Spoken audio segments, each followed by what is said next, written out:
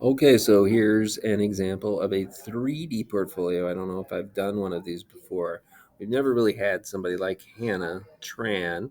So I want to show you some of her work, how she's presented it here, and then we'll see how she does. But we're very proud of all the work that she has done thus far. So, written evidence for Hannah. Um, Identify the questions or inquiry that guided your sustained investigation. Watching how clay can begin as a fluid suspension of particles and turn into a vitrified vessel that can withstand incredible quantities of force, I investigated the fluid, rigid nature of clay and how it interacted with certain tools, techniques, and finishes. Overall, my sustained investigation becomes summed up as how can clay's fluid, rigid nature be manipulated and exemplified in art?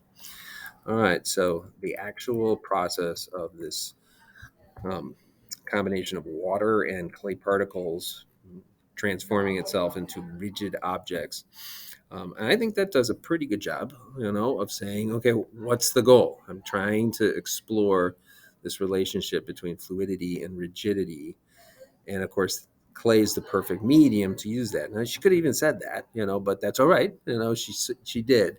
She's done a nice job. First image displays a large portion of my work from this year. In order to achieve the effects I desired on my final pieces, I had to tirelessly refine my throwing and hand building skills and experiment with glazes. Many of my developed glaze recipes and combinations yielded unexpected results that required multiple rounds of slight adjustment, many of which appear in the photo. Numbers 10 and 11 show the rigidity of the clay that is further contrasted with the fluid dripping in 2 and 3. Piece 15 demonstrates the ability of clay to be carved into, allowing for further pieces 4 through 7. So, if we're answering the question, evidence of practice, she talks about how she had to refine her skills, so that's practice. Experimentation, she talks about how she has her own glaze recipes and that they yielded unexpected results, so that's experimentation.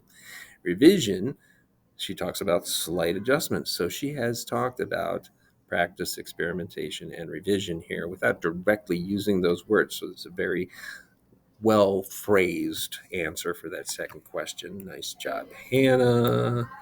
As always, let's look at some of the images. So, how do you take throwing and make it more than just throwing? Here, number one, you do a lot of it. So, these are a number of pieces that she's done from the air. So, she wanted to show how many pieces that she had done. That starts to show it. But they resulted in like some interesting pieces that wouldn't be maybe what you expect here. This is a sodium silicate effect on the outside. This is slip trailed slip over there, and then she's tried to accentuate that with the gold and black coloration. She shows us a detail so we can see the different surfaces that are there, which might not be what you expect when you first see a whole bunch of thrown pottery like this, that pieces would have that kind of an aggressive surface. So that's nice. Then we move on to these ones that she's carved into afterwards, which is nice. And then using that same idea of carving into it, we came up with this, which I think she included a detail of. Oh no, she didn't. Shoot. Well, that's okay. Sometimes when you do so many things, you can't always show everything. Here's another one that she carved into. So we have this kind of like soft S curve form with these hard Z forms that she's carved into it. A nice big vase with a lot of fluidity to the way it's been glazed and a detail of that. Playing with the sodium silicate effect again. And then this one she put in just because of the sheer height of the piece. I'm sure she wants people to know that it is 16 inches tall, which is pretty tall for a throne form.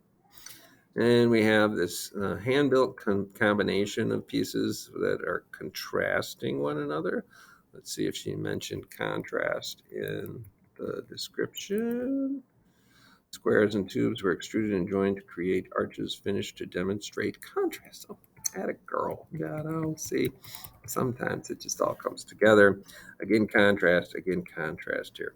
So a nice combination of pieces. The background looks good. The color is kind of has some consistency to it. So when they all pop up together on the screen, it's going to look nice.